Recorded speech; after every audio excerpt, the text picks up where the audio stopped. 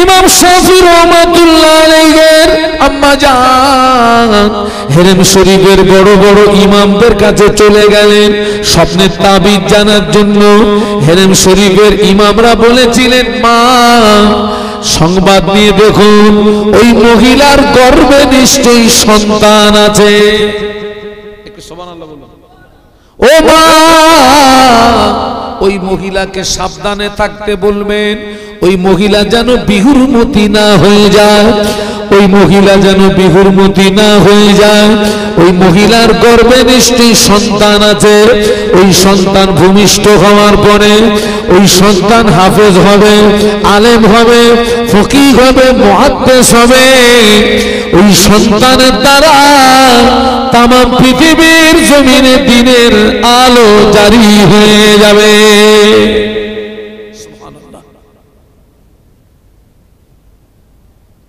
স্বপ্নটাও যেমন আপনার সবের, আপনার তাবিরটাও খুব সুন্দর। বড় বড় ইমামরা তাবির করলেন, নিশ্চয়ই ওই মহিলার গর্ভে সন্তান আছে। ওই সন্তান ভূমিষ্ঠ হওয়ার পরে হাফেজ হবে, আলেম হবে, ফকিহ হবে, মুহাদ্দিস হবে। তার দ্বারাতে তামাম বিশ্বের জমিনে দিনের আলো জারি হয়ে যাবে। এটাই হচ্ছে স্বপ্নের তাবির।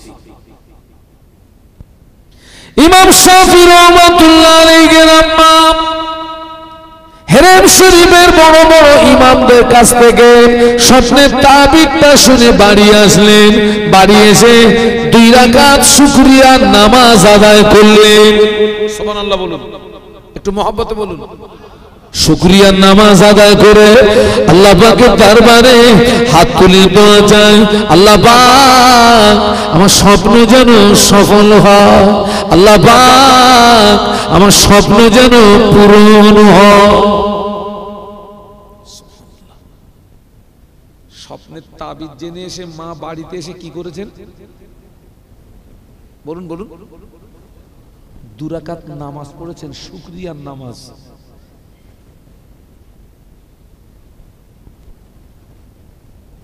আমাদের সব মায়েরা নামাজ পড়ে,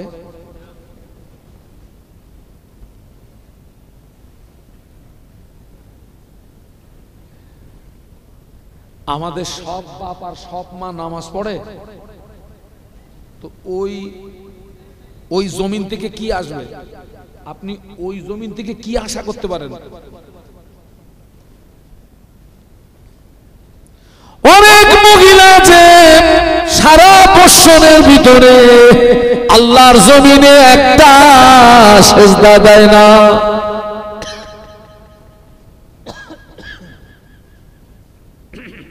একবার দরুদ শরীফ, আল্লাহুম্মা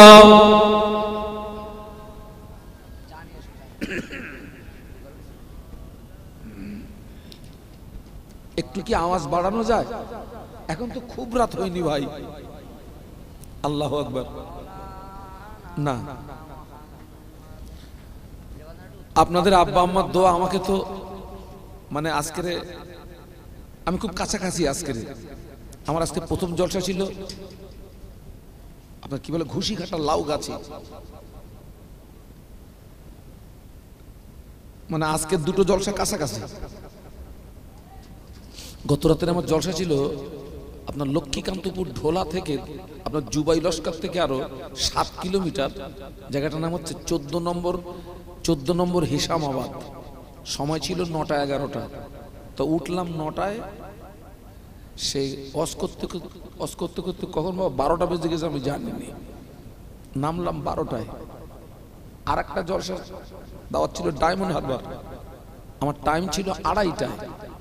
ওরা আমাকে তুললো আমাকে 3টে, নামলাম 6টায়, মাঝখানে ফজরের নামাজ। বাড়ি এসছি তখন একদম রাইট 10টা বাজে। আর আমি তো কোনো দাওয়াত বাড়ি খাই না। তো আমার সকাল হোক আর দুপুর হোক আমি সেই বাড়ির থেকে খেয়ে বেরোই, বাড়ি এসে খাই। তো আল্লাহ পাকের শান, আমি যখন সকাল আপনার 5:30 6টায় যখন ওয়াজ করছি, তো সেই সমস্ত আপনার শ্রোতাদের দরুদ শরীফ পড়ার জাজবা, এমনি দুর্বল বক্তা সবল হয়ে যাবে। একটু মহব্বতে পড়ি না, আল্লাহুম্মা সাল্লি আলা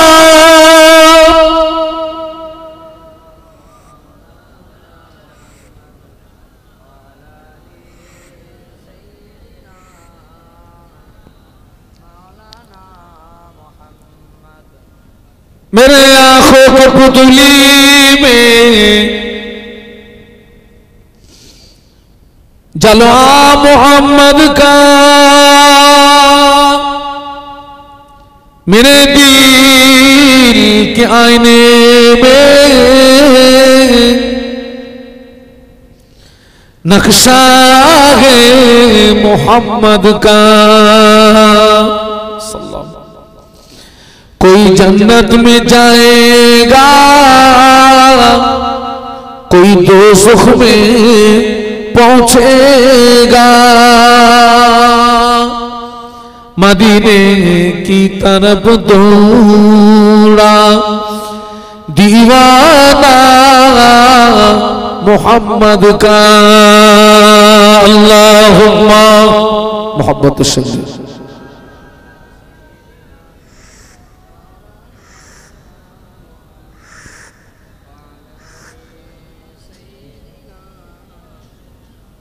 আমরা সবাই একটু বলি না আল্লাহু আকবার, আর একটু মোহব্বতের সঙ্গে।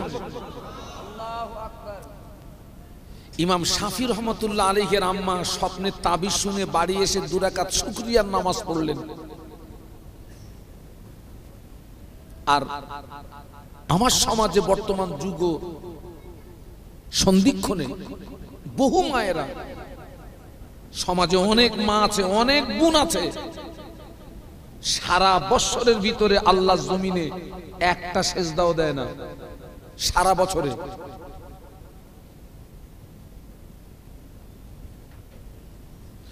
ইমাম শাফি রহমতুল্লাহ আলাইহির আম্মা 2 রাকাত শুকরিয়ার নামাজ পড়ে নামাজের পাটিতে বসে দোয়া চায়, আল্লাহ পাক আমার স্বপ্ন যেন সফল হয়, আল্লাহ পাক আমার স্বপ্ন যেন পূরণ হয়। ও আমার ভাইরা, আমরা কটা দিন নামাজের পাটিতে বসে কেঁদেছি, আল্লাহ আমার ছেলে যেন নামাজি হয়, আমার মেয়ে যেন নামাজি হয়, আমার ছেলেকে আলেম বানাও, আমার ছেলেকে হাফেজ বানাও, আমার মেয়েকে আলেমা বানাও, আমার মেয়েকে হাফেজা বানাও।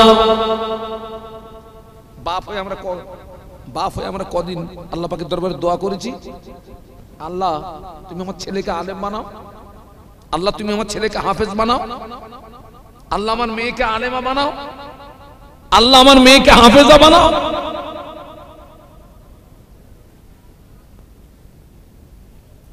অথচ পিতা মাতার দোয়া কি হয়?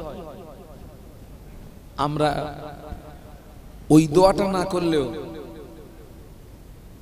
আমরা দোয়া করি, আল্লাহ আমার ছেলে যেন অন্তত একটা চাকরি পায়। টার্গেটটা কোন দিকে?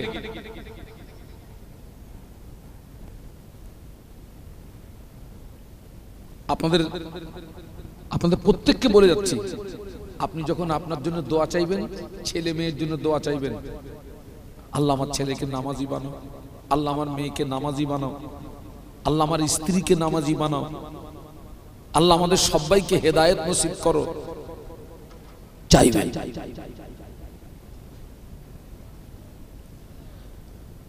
ইমাম শাফি রাহমাতুল্লাহ আলাইহির আম্মা দোয়া চাইতে চাইতে সময় হয়ে গেল, আল্লাহ পাক একটা সন্তান দিলেন। দোয়া চাইতে চাইতে সময় হয়ে গেল, আল্লাহ একটা সন্তান দিলেন। ওই ছেলেটা 10 বছরের ভিতরে পূর্ণ 30 পারা কোরআনের হাফেজ হয়ে গেল। সুবহানাল্লাহ। মা দোয়া চাইতে চাইতে সময় হলো, কিসের সময় হলো? মা দোয়া চাইতে চাইতে বাচ্চা প্রসবের সময় হলো, আল্লাহ একটা সন্তান দিলেন। সেই সন্তানটা 10 বছরে পূর্ণ 30 পারা কোরআনের হাফেজ হয়ে গেছে।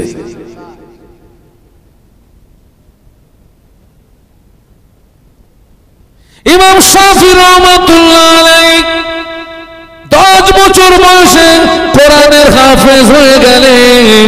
কোরআনের হাফেজ হওয়ার পরে আম্মাকে না বলে লুকিয়ে লুকিয়ে লুকিয়ে লুকিয়ে মদিনা শরীফে চলে গেলেন ইমাম মালিক রহমাতুল্লাহ আলাইহির কাছে ইলমে হাদিস, ইলমে তাফসীর জ্ঞান অর্জন করতে। ওখান থেকে চলে গেলেন বাগদাদ শরীফে ইলমে ফিকহের জ্ঞান অর্জন করতে। মাকে না বলে লুকিয়ে লুকিয়ে চলে গেছেন। কারণ হলো মা যদি আটকিয়ে দেয়, মা যদি বাধা দেয়, মা যদি না যেতে দেয়, আম্মাকে না বলে লুকিয়ে লুকিয়ে দ্বীনের ইলম অর্জন করতে চলে গেলেন। বলুন সুবহানাল্লাহ। মাকে না বলে লুকিয়ে লুকিয়ে, কারণ এত সাধনার সন্তান যদি মাকে বলে, হয়তো মা বলুন বলুন যেতে দেবে না। বাবা বাবা বাবা তোকে যেতে হবে না বাবা। আমি আমার কথা বলি, আমার একটা ছেলে একটা মেয়ে। আমার ছেলে আমাকে বহুবার বলেছে, আব্বা আমি একটু বাইরে পড়তে যাব। আমি বলি, বেটা তুই আমার একটা ছেলে, আমি তোকে বাইরে যেতে দেবো না। তুই এখানে পড়, দেশে পড়, ভালোভাবে পড়, আল্লাহ চাইলে আল্লাহর রহম হবে। না আমি একটু সৌদি আরবে যাবো। এই বাবা আমি তোমাকে যেতে দেবো না। তো ইমাম শাফি রহমতুল্লাহ আলাইহি মাকে লুকিয়ে লুকিয়ে উনি আপনার মদিনা শরীফে চলে গেলেন। ইমাম শাফির ওস্তাদ হচ্ছেন ইমাম মালিক রহমতুল্লাহ আলাইহি। লুকিয়ে লুকিয়ে, মা যদি আটকে দেয়। আমাদের ছেলেরাও আব্বা মাকে না বলে যায়। কোথায় যায়? তাও কথা বলে না। কোথায়? হ্যাঁ ঘোষবাড়ি। কে বললো কথাটা? মিডিয়া মিডিয়া ঠিক বলেছে। ঘোষবাড়ি যাচ্ছে, দীঘায় যাচ্ছে। আল্লাহরে মাত্র 3 মাস বিয়ে হয়েছে, 3 মাস পরে ডেলিভারি। এই খোকা বিয়ের বয়স কত? 3 মাস পরে ডেলিভারি হচ্ছে। মানে কোথাকার মাল কোথায় এসে খালাস করতেছে।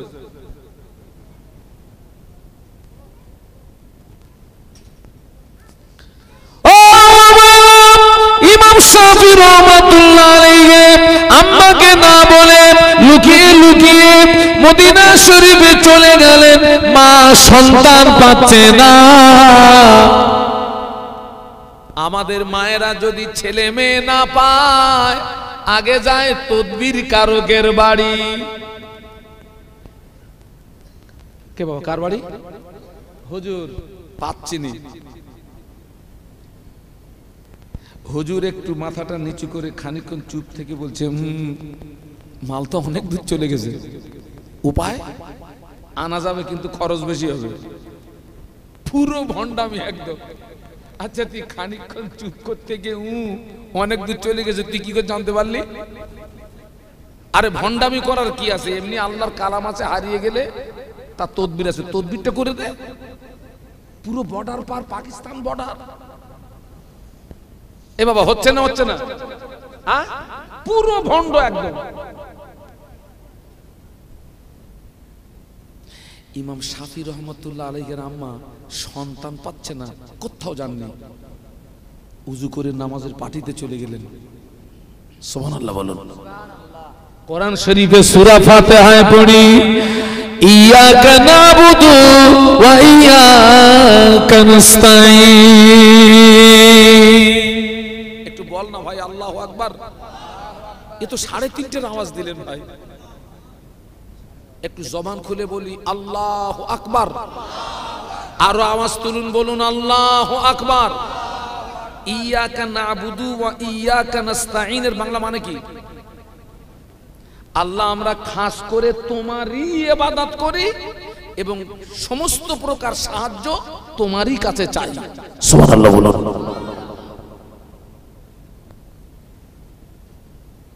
হুজুরের আম্মা জান নামাজের পাটিতে চলে গিয়ে আল্লাহ পাকের দরবারে দোয়া চাইতে লাগলেন, আল্লাহ পাক সন্তান আমি পাচ্ছি না, আমার সন্তান যেখানেই তাক জমিনে আছে আল্লাহ আমি সন্তান আপনার উপরে হাওলা করলাম, তবে আমি মা হয়ে দোয়া চাই, আল্লাহ পাক আমার স্বপ্ন যেন সফল হয়, আমার স্বপ্ন যেন পূরণ হয়, আমার ছেলে যেন আলেম হয়, আমার ছেলে যেন মুহাদ্দিস ফকিহ হয়, আমার সন্তানের দ্বারাই যেন তামাম পৃথিবীর জমিনে দ্বীনের আলো জারি হয়ে যায়। মা শুধু কি করছে বলুন বলুন? আল্লাহ রাসূল বলেছেন আর দোয়া ও মুখুল ইবাদা, দোয়া হচ্ছে ইবাদতের মগজ। দোয়া কি?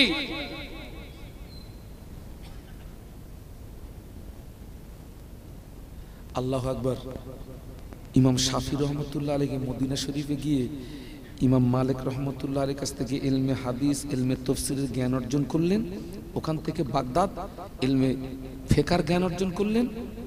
ওখান থেকে আবার ইমাম মালিক হুজুরের কাছে এসেছেন। এই মাঝখানে লম্বা একটা সময় চলে গেছে, সন্তানের সঙ্গে মায়ের কোনো দেখা নেই।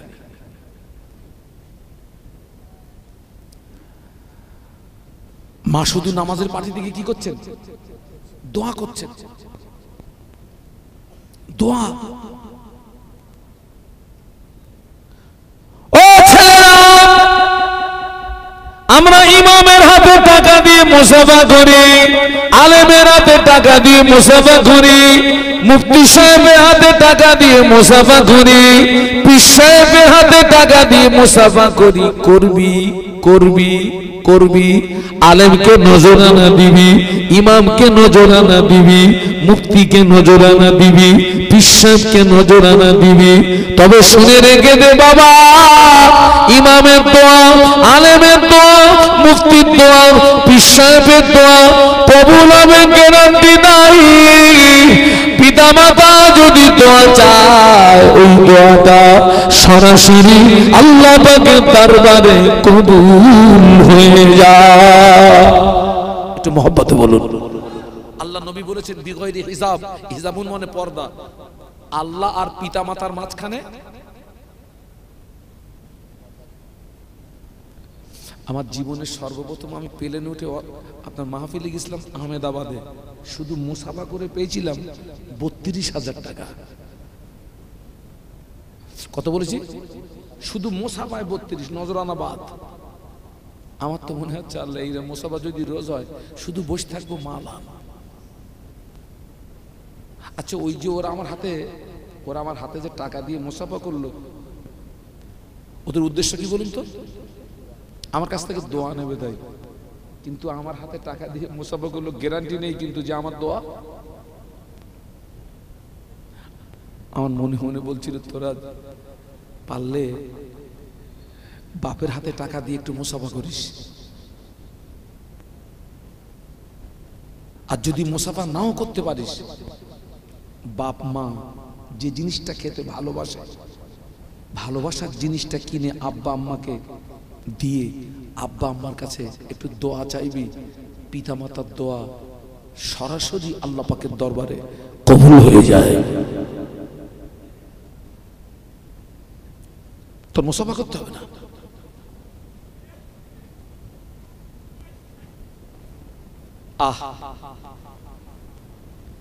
ইমাম শাফি রহমাতুল্লাহ আলাইহি দীর্ঘদিন পরে ইমাম মালিক রহমাতুল্লাহ আলাইহির কাছ থেকে ছুটি নিয়ে বাড়ি আসতেন। দীর্ঘদিন অতিবাহিত হয়ে গেল, মা বাবাকে পায় না, শুধু দোয়া করে আল্লাহ পাক আমার স্বপ্ন যেন সফল হয়, আল্লাহ পাক আমার স্বপ্ন যেন পূরণ হয়, আমার ছেলে যেন আলেম হয়, আমার ছেলে যেন মুহাদ্দিস আর ফকিহ হয়, আমার সন্তানের দ্বারাই যেন তামাম পৃথিবীর জমিনে দ্বীনের আলো জারি হয়ে যায়। ইমাম শাফি রহমাতুল্লাহ আলাইহি ছুটি নিয়ে আসছেন। ইমাম মালিক রহমাতুল্লাহ আলাইহি বলছে, বাবা ছেলে এতদিন পরে বাড়ি যাবে বাবা, খালি হাতে যাবে বাবা না। ইমাম মালিক রহমাতুল্লাহ আলাইহি কয়েকটা উট বোঝাই মাল দিয়েছেন, বাবা ছেলে এই মালগুলো নিয়ে যা। এতদিন পরে বাড়ি যাবে তো একেবারে খালি হাতে যাবে? তো ইমাম মালিক রহমতুল্লাহ আলাইহি আপনার কয়েকটা উট বোঝাই কি দিয়েছেন? মাল। বাবা এই মালগুলো নিয়ে বাড়ি যা বাবা। ইমাম শাফি রহমাতুল্লাহ আলাইহি কয়েকটা উট বোঝাই মাল নিয়ে ঘরের দরজায় হাজির। আম্মাকে সালাম দিলেন। মা ঘরের ভিতরে, ছেলে ঘরের বাইরে। সালাম দিয়ে বলে, আম্মা যান, আমি আপনার সন্তান এসেছি মা, দরজা খুলে দিন মা। মা সালামের জবাব দিয়ে বলে, বাবা ছেলে, এতদিন পরে ফিরে এসেছো, শুকরিয়া আল্লাহর দরবারে। তবে একটা কথা জিজ্ঞাসা করি বাবা, এতদিন পরে এসেছো, কি নিয়ে এসেছো? আম্মা জান, আমি কয়েকটা উট বোঝাই মাল এনেছি মা, আমি কয়েকটা উট বোঝাই মাল এনেছি মা। মা ভিতর থেকে আওয়াজ দেয়, ও বড় ছেলে, মালের আমার দরকার নাই, মালের আমার প্রয়োজন নাই, চলে যাও মদিনার হেরেম শরীফের আশেপাশে কত ফকির আছে, বেওয়া আছে, মিসকিন আছে, এই মালগুলো তাদের ভিতরে খায়রাত করে দাও, মালগুলো তাদের ভিতরে বন্টন করে দাও, মালের আমার দরকার নাই। মা দরজা খোলে না। একটু বলুন আল্লাহু আকবার, জবান খুলে বলুন। এতদিন পরে এসছে মা, দরজা কেন খুলিনি বলুন তো? মায়ের যে স্বপ্ন, সেই স্বপ্নের সঙ্গে ছেলের আগমনের মিল নেই। মায়ের যে স্বপ্ন, সেই স্বপ্নের সঙ্গে ছেলের আগমনের মিল নেই। মালের দরকার নেই, ফিরে যাও। ওই হেরেম শরীফের আশেপাশে কত ফকির আছে, বেওয়া আছে, মিসকিন আছে, এই মালগুলো তাদের ভিতরে খায়রাত করে দাও। মা খুলিনি দরজা। আমাদের ছেলেরা যদি 1 বছর 2 বছর 3 বছর পরে যদি মুম্বাই থেকে বাড়ি ফেরে, ঘরের দরজায় আসলে মা যদি জিজ্ঞাসা করে, বাবা এতদিন পরে এসেছিস, কি এনেছিস বাবা? মা তোমার জন্য কিচ্ছু আনতে পারিনি মা, তবে দামি একটা ফোন এনেছি মা। আমাদের মায়েদের কলিজা ঠান্ডা হবে না? হবে না?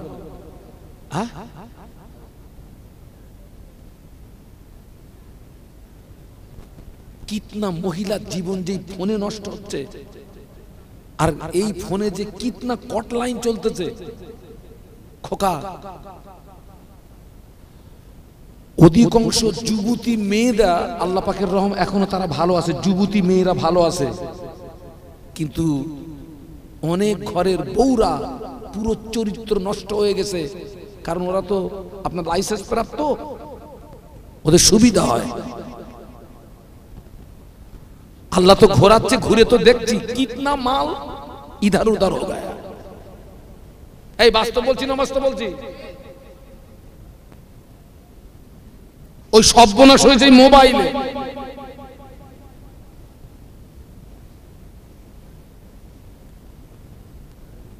মা দরজা খুলিনি। ইমাম শাফি রহমাতুল্লাহ আলাইহি উট বোঝাই মালগুলোকে নিয়ে আমার ব্যাগে চলে গেলেন। হেরেম শরীফের আশেপাশে ফকির মিসকিন বেওয়াদের মাঝখানে ওই মালগুলো বিলিয়ে দিলেন, মালগুলোকে খায়রাত করে দিলেন, মালগুলোকে বিলিয়ে দিয়ে খায়রাত করে দিয়ে আবার কয়েকদিন পরে মায়ের ঘরে দরজায় ফিরে আসলেন। সালাম দিয়ে বলেন, আম্মা জান দরজা খুলে দিন মা, আমি আপনার সন্তান এসেছি মা।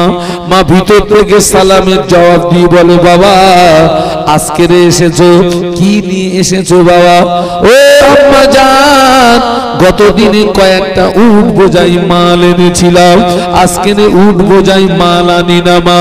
আজকে আমি আলেম হয়ে, মুহাদ্দিস হয়ে, ফকিহ হয়ে আপনার ঘরের দরজায় ফিরে এসেছি। একটু মহব্বতে বলুন। আজকের মাল আনেনি মা, আজকের আলেম হয়ে, ফকিহ হয়ে, মুহাদ্দিস হয়ে আপনার ঘরের দরজায় ফিরে এসেছি মা। মা দরজা খুলে দিয়ে বুকের ভিতরে জড়িয়ে ধরে বলে, বাবা ছেলে, জানো না তুমি যখন আমার পেটে ছিলে আমি একটা স্বপ্ন দেখেছিলাম, আমার পেটের দিকে একটা আলো বেরিয়ে ওই আলোটা আসমানের দিকে উঠে গেল, ওই আলোতে গোটা আসমানটা আলোকিত হয়ে গেল। আমি হেরেম শরীফের ইমামদের কাছে তাবিজ জানতে গিয়েছিলাম, তারা বলেছিলেন মা ওই মহিলার গর্ভে নিশ্চয়ই সন্তান আছে, ওই সন্তান ভূমিষ্ঠ হওয়ার পরে হাফেজ হবে, আলেম হবে, ফকিহ হবে, মুহাদ্দিস হবে, ওই সন্তানের দ্বারা তামাম পৃথিবীর জমিনে দিনের আলো জারি হয়ে যাবে। ও ছেলে, সেই দিন থেকে আমি আল্লাহর দরবারে দোয়া চাই, আল্লাহ পাক আমার স্বপ্ন যেন সফল হয়, আমার স্বপ্ন যেন পূরণ হয়, আমার ছেলে যেন হাফেজ হয়, আলেম হয়, ফকিহ হয়, মুহাদ্দিস হয়, আমার সন্তানের দ্বারা যেন তামাম পৃথিবীর জমিনে দিনের আলো জারি হয়ে যায়। ও বাবা ছেলে, আল্লাহ পাক আমার স্বপ্নকে পূরণ করে তোমাকে আলেম বানিয়ে, ফকিহ বানিয়ে, মুহাদ্দিস বানিয়ে আমার ঘরের দরওয়াজায় ফিরিয়ে দিয়েছে।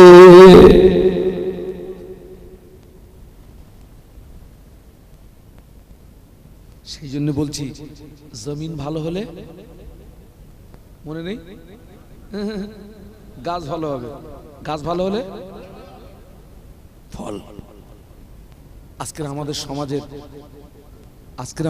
সমাজের অধিকাংশ জমিন নষ্ট হয়ে গেছে, তার মানে বাপ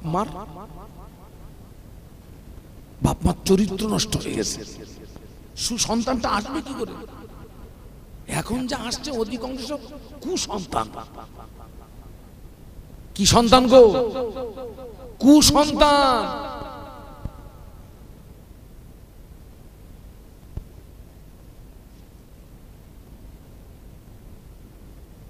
বাপ আপনি ভালো হন, মা আপনি ভালো হন, আল্লাহ চাইলে ওখান থেকে আল্লাহ সুসন্তান দান করবে। সুবহানাল্লাহ বলুন।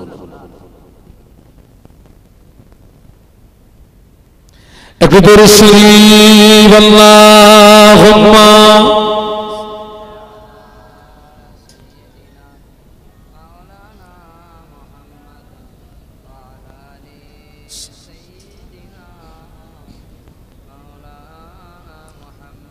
मेरे आंखों के पुतली में जलवा मोहम्मद का,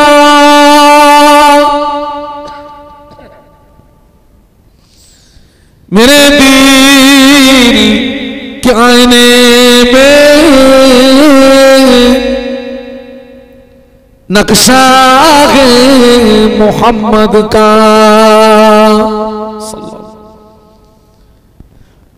कोई जन्नत में जाएगा, कोई दोज़ख में पहुंचेगा, मदीने की तरफ दौड़ा दीवाना मोहम्मद का। अल्लाहुम्मा पढ़ो बाबा, ছেলেরা জবান খুলে পড়ো।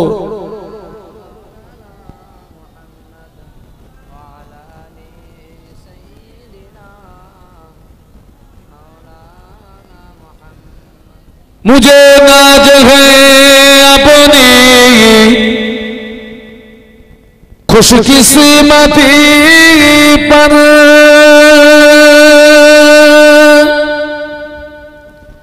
मेरे हाथ में है दामने मुस्तफा की, नगम गए फुवर का न तूफा का परवा, मैं डूबूंगा फिर भी किनारा करूंगा। अल्लाहुम्मा पढ़ो बाबा।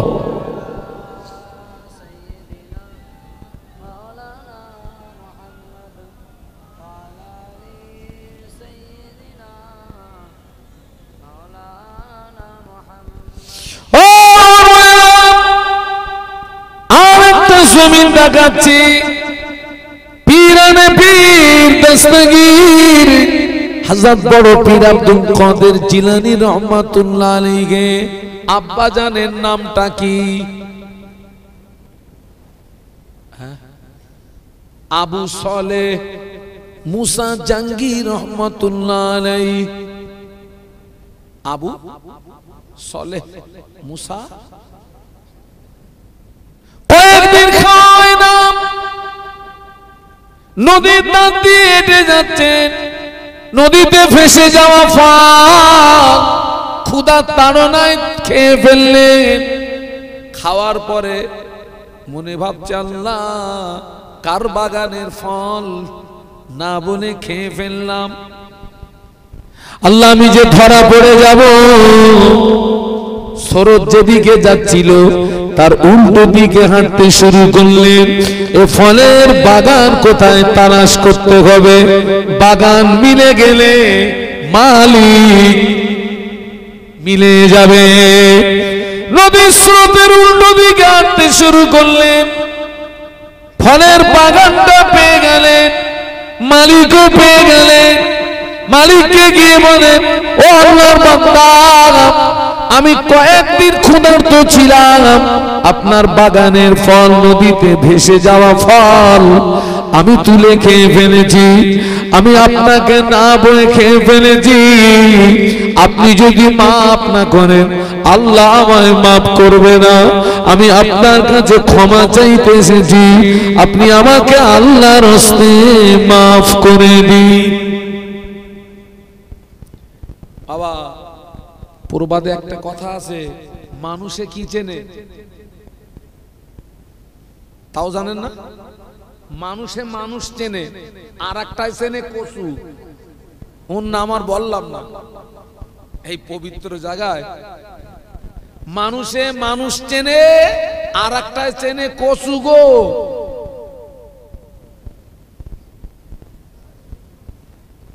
এ বাবা কি একটা আওয়াজ চলবে?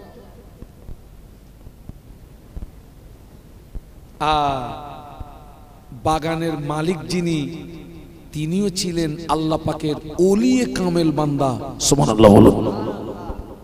বাগানের মালিক চিন্তা করছে, আল্লাহ রে আমার এই বাগানের ফল কত নদীতে ভেসে যায়, কত পাখি পশু পাখি মানুষ এই ফল কত সব খায়, আজ পর্যন্ত তো এরকম কোনো রেকর্ড নেই।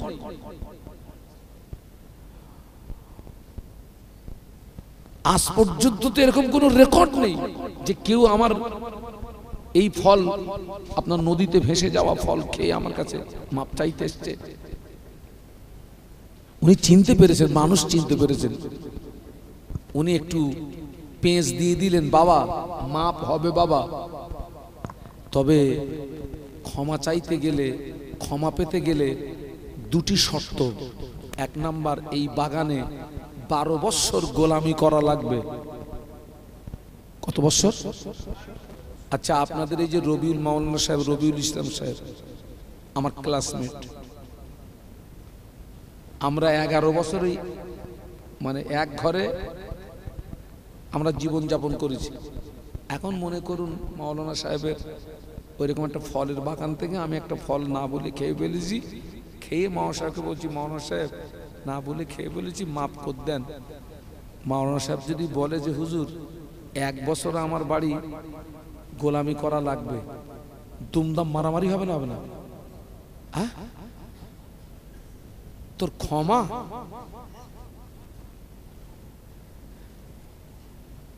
আবু সালেহ মুসা জাহাঙ্গীর রহমাতুল্লাহ আলাইহি তিনি 12 বছর গোলামি করাতে রাজি হয়ে গেলেন। একটু মহব্বতে বলুন। কারণ টার্গেট হচ্ছে মালিক যদি মাফ না করে আল্লাহ মাফ। একটা হচ্ছে হাক্কুল্লাহ, আর একটা হচ্ছে হাক্কুল ইবাদ। একটা বান্দার হক, আল্লাহর হক। নামাজ কাজা করেছেন, রোজা কাজা করেছেন, মিথ্যা কথা বলেছেন, এই অন্যায়গুলো বান্দা হয়ে আল্লাহর কাছে করেছেন। গভীর রাত নিশুতি রাতে ওই গুনার জন্য যদি বিশুদ্ধ অন্তরে তওবা করেন, আল্লাহর কাছে ক্ষমা চান, আল্লাহ পাক মাফ করে দেবে। কিন্তু আপনি অপরাধ করেছেন বান্দার কাছে, ক্ষমা যদি চান আল্লাহর কাছে, আল্লাহ পাক ওই গুনাহ কি মাফ করবে নাকি?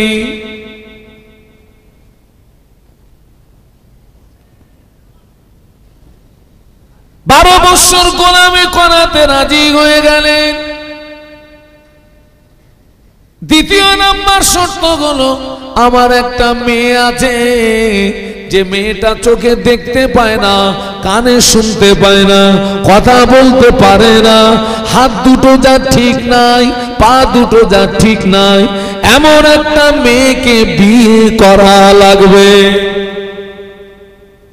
আচ্ছা খোকা, ও যা মেয়ের বর্ণনা দেছে, আমাদের সমাজের ছেলেদের যদি ওইরা মেয়ের বর্ণনা দিয়ে বলা হয় 22 লাখ দেবো,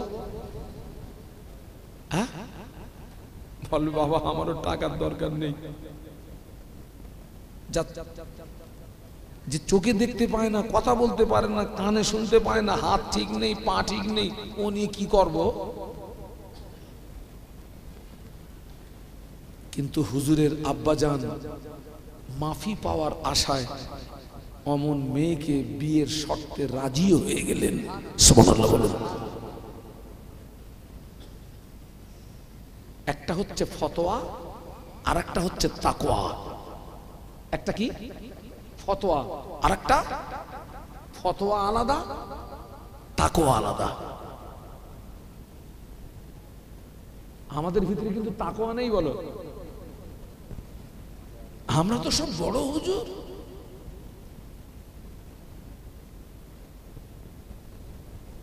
আব্বা যদি এই হয় তো সন্তান কি হবে? আবু সালেহ মুসা জাহাঙ্গীর রহমতুল্লাহ আলাইহি যদি এই হন,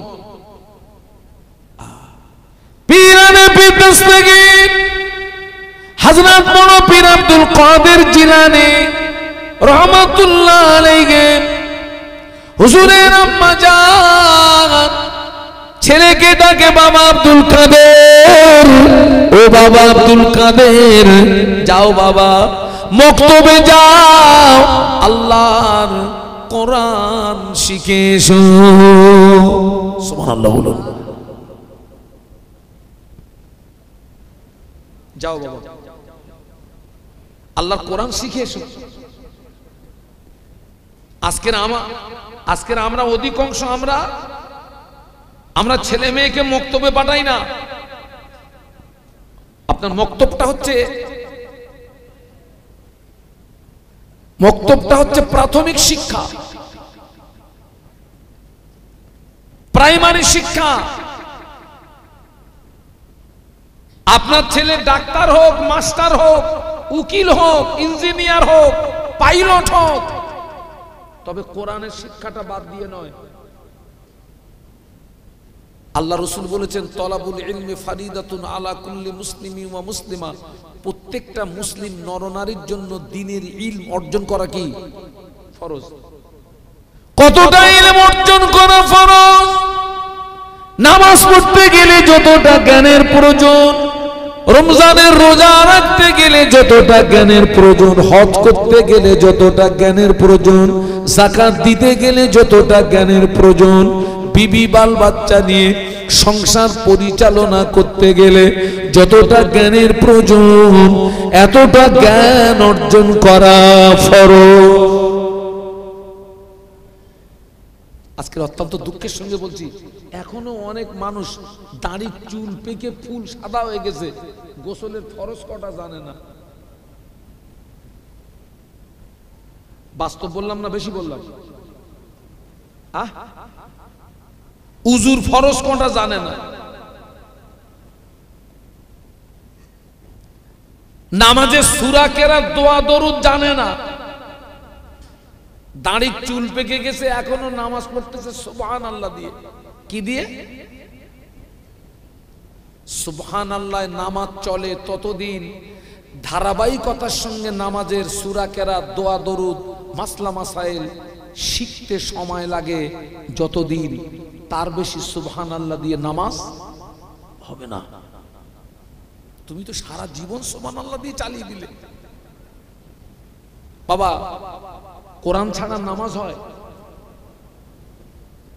শতকরা কত পার্সেন্ট মানুষ কোরআন শরীফ জানে? দুঃখ, আফসোস।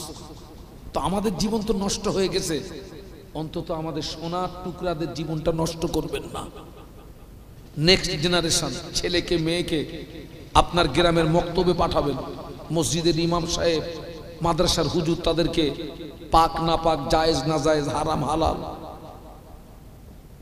যেটাকে বলা হয় আপনার প্রাথমিক শিক্ষা, প্রত্যেকটা বাচ্চাকে মক্তবে পাঠাবেন।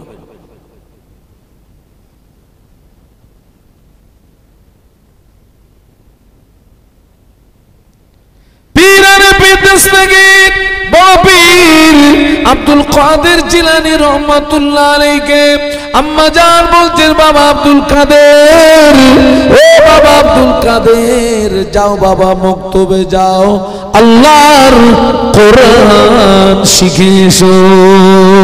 হুজুর মক্তবে চলে গেলেন। শিক্ষক পাশে বসিয়ে বলে, ও বাবা আব্দুল কাদের, আমার সঙ্গে পড়ো, আউযু বিল্লাহি মিনাশ শাইতানির রাজিম, বিসমিল্লাহির রহমানির রহিম, আলিফ বে তে সে জিম হে খে কিমালিফ বা তা সা জিম হা খা।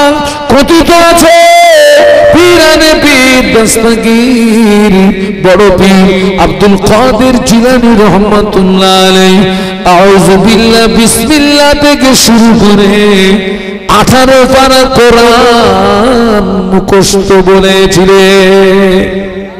একটু মহব্বতে বলা যাবে, আর একটু জোরে বলা যাবে? শিক্ষক বলে, বাবা আব্দুল কাদের, ও বাবা আব্দুল কাদের, কোরআন তুমি কি করে মুখস্থ করলে? হুজুর বেয়াদবি মাফ করুন, আমার আম্মা জান কোরআনের হাফেজা ছিলেন, আমার আম্মা কোরআনের হাফেজা ছিলেন। আমার আম্মা দোলনায় নিয়ে দোল দিতেন, আর আমার আম্মা কোরআন তেলাওয়াত করতেন। আমি আব্দুল কাদের দোলনায় শুয়ে শুয়ে মায়ের জবানে তেলাওয়াতকৃত কোরআন আমি মুখস্থ করেছি।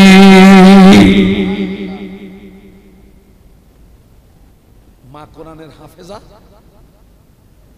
ছেলে কোরআনের। আল্লাহ নবী বলেছেন উতলুবু মিন উতলুবু ইল, আল্লাহ নবী বললেন উতলুবু মিনাল ইলম, আল্লাহ নবী বললেন উতলুবুল ইলমা মিনাল মাহাদি ইলাল লাহাদ। জ্ঞান অর্জনের সময় হলো দোলনা থেকে শুরু করে কবরে যাওয়ার আগ পর্যন্ত। আমাদের সমাজে অধিকাংশ মায়েরা দোলনা থেকে বাচ্চাদের বিষাক্ত ইনজেকশন পুশ করে। মায়েরা দোলনায় দোল দেয়, মা গান বলে, ছেলেকে মেয়েকে দোলনায় নিয়ে দোল দেয় আর গান বলে। ওর মাও গানের হাফেজ, মেয়েও গানের হাফেজ। আমি ওই মায়েদের বলবো, মা দোলনায় বাচ্চাদেরকে নিয়ে গান বলবেন না, বরং আপনি কলেমা পড়ুন, লা ইলাহা ইল্লাল্লাহ, লা ইলাহা ইল্লাল্লাহ, লা ইলাহা ইল্লাল্লাহ, লা ইলাহা ইল্লাল্লাহ। কলেমা পড়তে থাকুন, দেখবেন আল্লাহ চাইলে আপনার ওই ছেলে মেয়ের জবান দিয়ে একদিন কলেমা জারি হয়ে যাবে। গান বলো না মা, কলেমা বলো।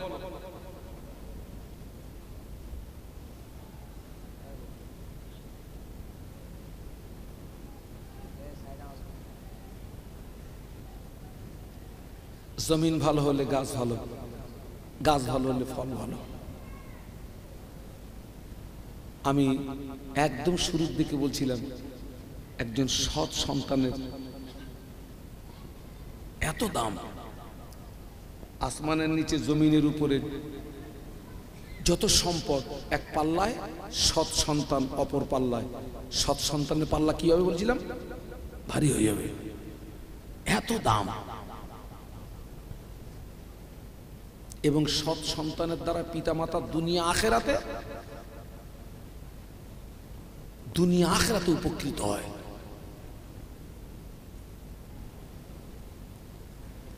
পীরানে পিতস্তগীর বড় পীর আব্দুল কাদের জিলানী রহমাতুল্লাহ আলাইহিকে দ্বীনের ইলম অর্জনের জন্য এবারে মাদ্রাসায় পাঠাচ্ছেন। ও বাবা আব্দুল কাদের, যাও বাবা মাদ্রাসায় যাও, দ্বীনের ইলম অর্জন করে এসো বাবা। ওই জমানায় গাড়ি ঘোড়া ছিল না, ওই জমানায় বাবা কাফেলার সঙ্গে যেতে হতো হেঁটে হেঁটে হেঁটে হেঁটে হেঁটে হেঁটে হেঁটে হেঁটে। ও বাবা আব্দুল কাদের, যাও বাবা দ্বীনের ইলম অর্জন করে এসো বাবা।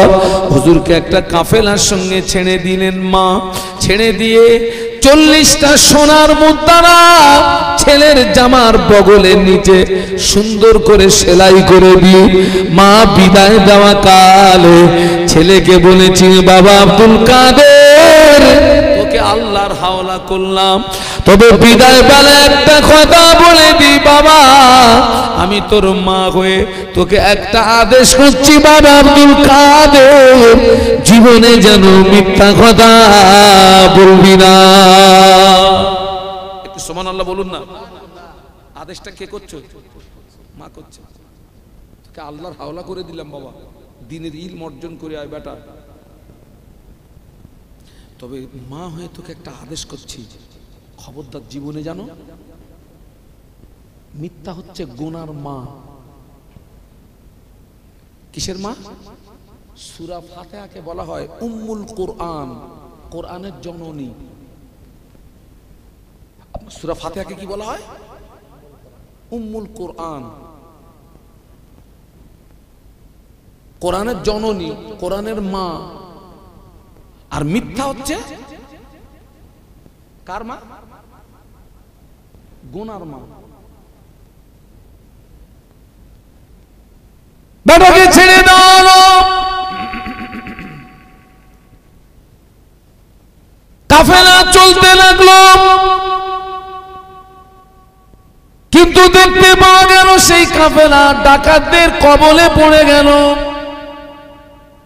ডাকাতদের কবলে পড়ে গেল। হুজুরের সঙ্গী সাথী যারা, তাদের মাল টাকা পয়সা সব কিছু ছিনিয়ে নিয়েছে। দস্যুদের ভিতরে একজন বড় পীর সাহেবের কাছে গিয়ে বলছে, বেটা রে, তোর কাছে কিছু আছে নাকি? আমার দিকে তাকান। দস্যুদের ভিতর থেকে একজন বড় পীর সাহেবকে বলছে, বেটা রে, তোর কাছে কিছু আছে নাকি? এখন মনে করেন ওখানে বড় পীর সাহেব না আমরা, কিন্তু মাল আছে বগলে। ওই জায়গাটায় আমাদের দ্বারায় হ্যাঁ হবে না না হবে? একটু জোরে বলেন। শুধু না, আল্লাহর কিরে, বাপের কিরে, মার কিরে, খোদার কিরে, গোষ্ঠীর কিরে, পুরো ফাঁকা, কিচ্ছু নেই। পীরানে পিতস্তগীর বড় পীর আব্দুল কাদের জিলানী রহমাতুল্লাহ আলাইহি বলেছিলেন, ও আল্লাহর বান্দা, আমার কাছে 40টা সোনার মুদ্রা আছে। একটু বলেন না, বলেন না, একটু মহব্বতে বলেন না। খোকা, আমি হজ করতে যাই, তোরা বাদাম খাচ্ছিস? ওটা এত লোভনীয় জিনিস, খাও খাও, আমার দেখাও। আমার জিভে যদি পানি আসে, আর আপনি বসেছেন আমার সামনে বসে পান খাচ্ছেন, আমার ভাত লাগে না পান লাগে, কিন্তু এখন না, আমার কাছে পান আসে। আল্লাহু আকবার। আমাকে সারা রাত কিছু দিতে হবে না, কিন্তু পান না দিলে কিন্তু মারামারি হবে। আমার টোটাল রাত পার হয় পানে। আল্লাহ পাকের রহম, আপনাদের আব্বা আম্মার দোয়া, আমি সারা রাত কাটিয়ে দেবো, আমাকে কিছু খেতে দিতে হবে না। তবে কি খাই মাঝে একটু আপনার লিকার চা, একটু মুড়ি খাই, মুড়ি মুড়ি, ব্যাস, ওতেই কভার।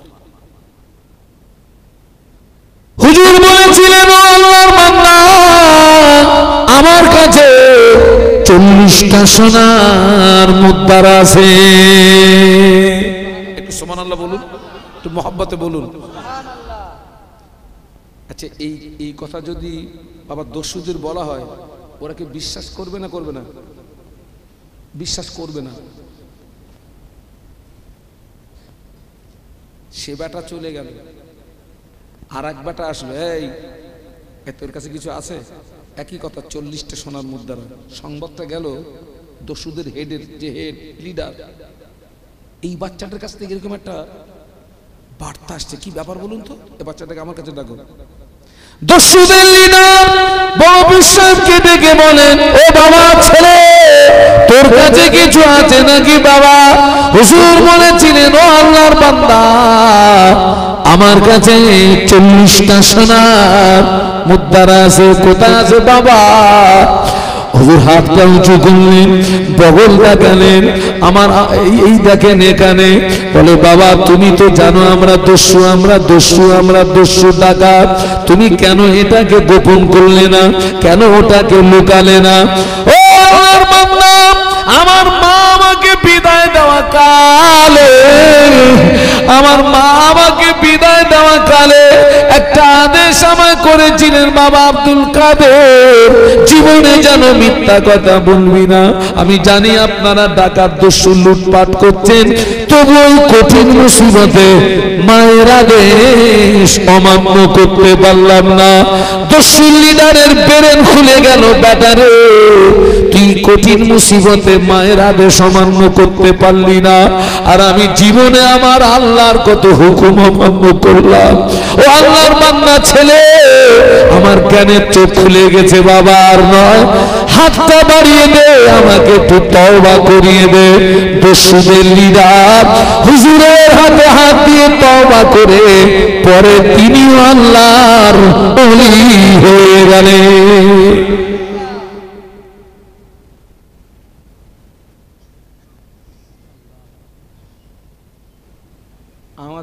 আমাদের অধিকাংশ মায়েরা ছেলে মেয়েদের আপনার মিথ্যা কথা শেখায় না, শেখায় না। আব্বা আব্বা ফোন করেছে, এই খোকা তোর মা কোথায় রে? ওর মা তখন এমন এক জায়গায়, বললি স্বামী মারবে, তা বলতেছে, বল তোর মা রান্না করে।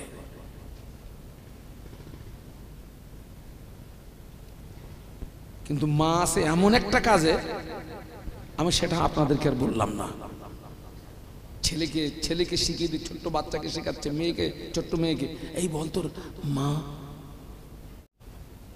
বল আম্মা অমুক জায়গায়, টাটকা মিথ্যা কথা শেখাচ্ছে।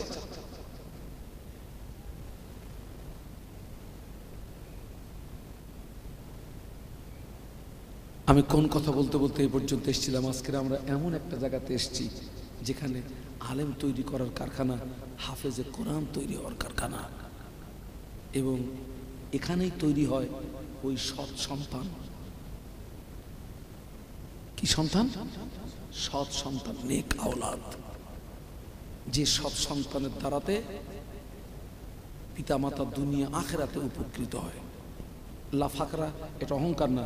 আমি এখানে ওয়াজ করছি, আমার আব্বা মা কবরে,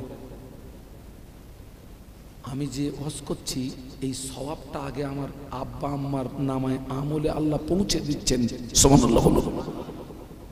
আমি কোরআন তেলাওয়াত করব, আমার আব্বা মা সওয়াব পাবে। আমি হজ করব, আমার আব্বা মা সওয়াব পাবে। আমি দান করব, আমার আব্বা মা সওয়াব পাবে।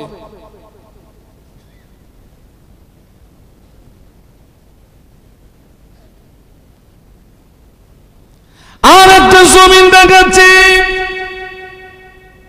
আল্লাহর আলিম শাহ ফরিদউদ্দিন রহমাতুল্লাহ আলাইহি, হুজুরের আম্মা জান বড় আবেদা জাগেদা, আবেদা জাগেদা, আম্মা জান আবেদা জাগেদা, আল্লাহর আলিম শাহ ফরিদউদ্দিন রহমাতুল্লাহ আলাইহি। হুজুরের উপরে তখন নামাজ ফরজ হয়নি, হুজুরের উপরে তখন নামাজ ফরজ হয়নি। তবে আম্মা জান যখন নামাজে দাঁড়াতেন, দুটো নামাজের পাটি বিছাতেন, একটাই নিজে দাঁড়াতেন, আর একটাই ছেলের হাত ধরে নামাজের পাটি পর্যন্ত পৌঁছে দিতেন। বাবা ছেলে আমরা একসঙ্গে মা বেটা আল্লাহর ইবাদতে মশগুল হয়ে যাই। একটু জোরে বলা যাবে না, মহব্বতে বলা যাবে না? আয় বাবা আমরা একসঙ্গে নামাজ পড়ি, আয়। হুজুরের উপরে তখন নামাজ। আল্লাহ রাসূল বলেছেন মুরু আওলাদাকুম বিসসালাতি ইযা বালাগু সাবআন ওয়াদরিবুহুম ইযা বালাগু আশারান আও কামা ক্বালা আলাইহিস সালাম। আল্লাহ নবী বললেন তোমার ছেলে মেয়ের বয়স যখন 7 হবে, কত 7 থেকে 10 পর্যন্ত মুখে মুখে বলো। এবার ছেলেকে বাপ বলা যায় না, আব্বা নামাজটা পড়ো আব্বা। মেয়েরে মা বলা যায় না, মা নামাজটা পড়ো মা। আল্লাহ রাসূল বললেন 7 থেকে 10 পর্যন্ত মুখে মুখে বলো। 10 অতিক্রম হয়ে গেলে ছেলে মেয়ে যদি নামাজ না পড়ে আল্লাহ নবী বললেন অদরিবুহুম, আমরের সিগা, তুমি তাকে মারো। শাহ ফরিদউদ্দিন রহমাতুল্লাহ আলাইহির আম্মা দুটো নামাজের পার্টি, একটাই নিজে আর একটাই। হুজুর ছিলেন বড় মিষ্টি ভক্ত। কি ভক্ত? খুব মিষ্টি ভক্ত। আল্লাহ রাসূল সাল্লাল্লাহু আলাইহি ওয়াসাল্লাম কি ভক্ত ছিলেন? মিষ্টি ভক্ত। আহা, ওই আম্মা কি করতেন, মিষ্টি নিয়ে ওই নামাজের পার্টির কিনারায়, নামাজ যখন শেষ হয়ে যেত আম্মা যান বেটাকে বলতেন বাবা তোর নামাজের পার্টিটা তুই তুলে নে বাবা। ছোট্ট ছেলে নামাজের পার্টি তুলে দেখে মিষ্টি। এই মিষ্টির লোভে বাচ্চার নামাজ কাজা নেই। সুবহানাল্লাহ বলুন। মা কিভাবে ছেলেকে নামাজের দিকে আনছে দেখুন। জমিন ভালো হলে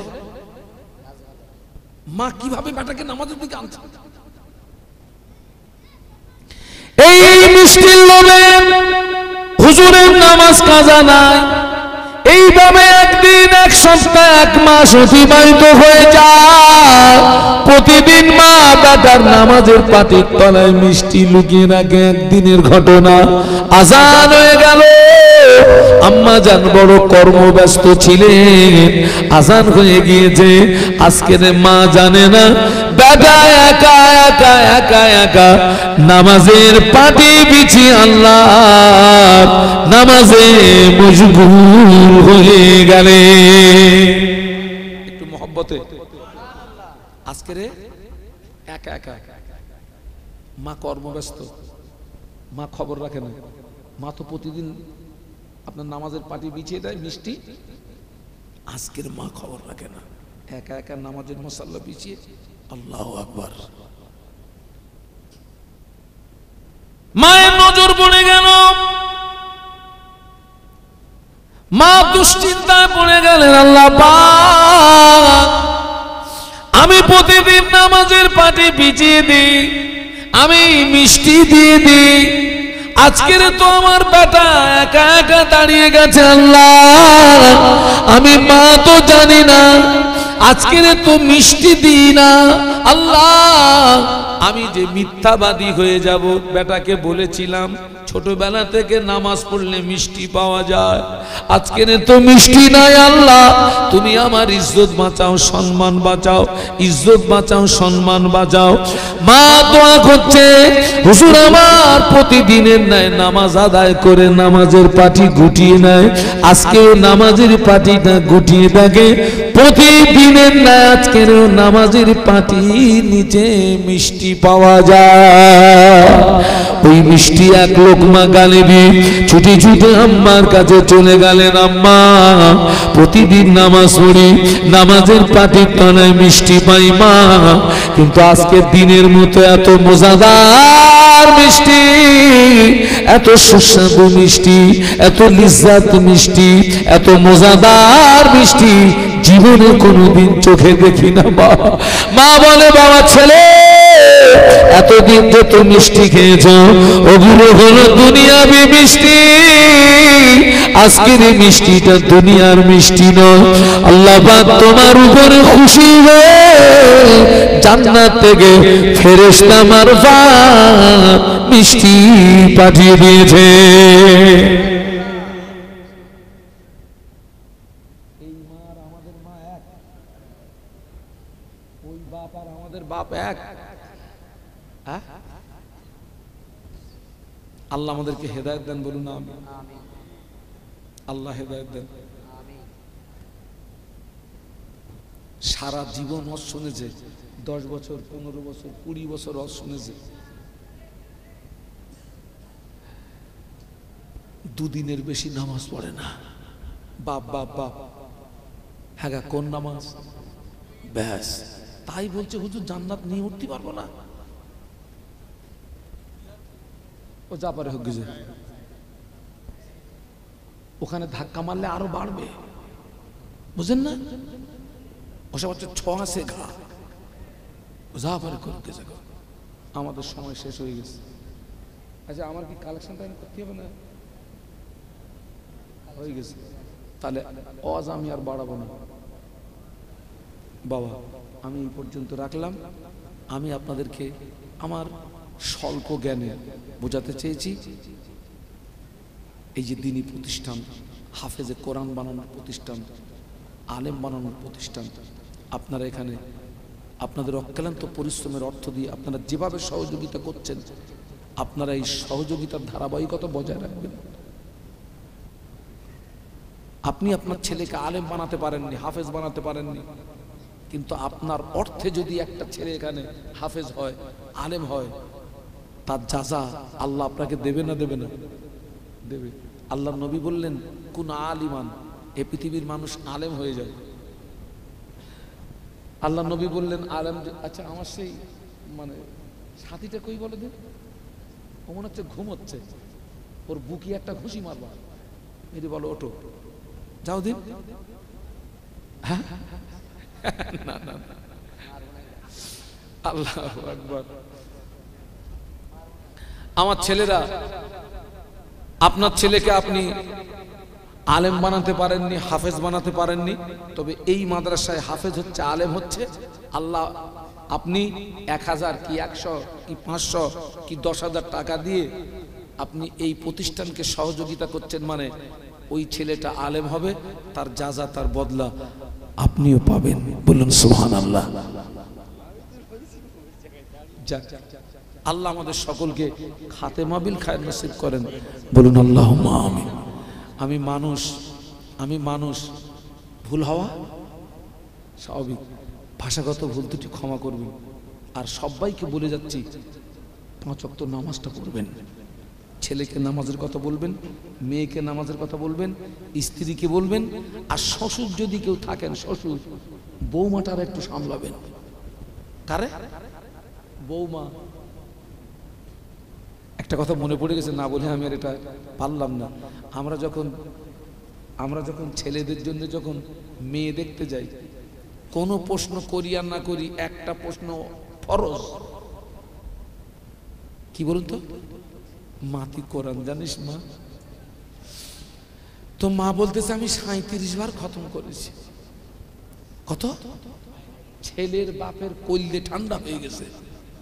37 বার মানে কি? এ তো খুব সাংঘাতিক জিনিস।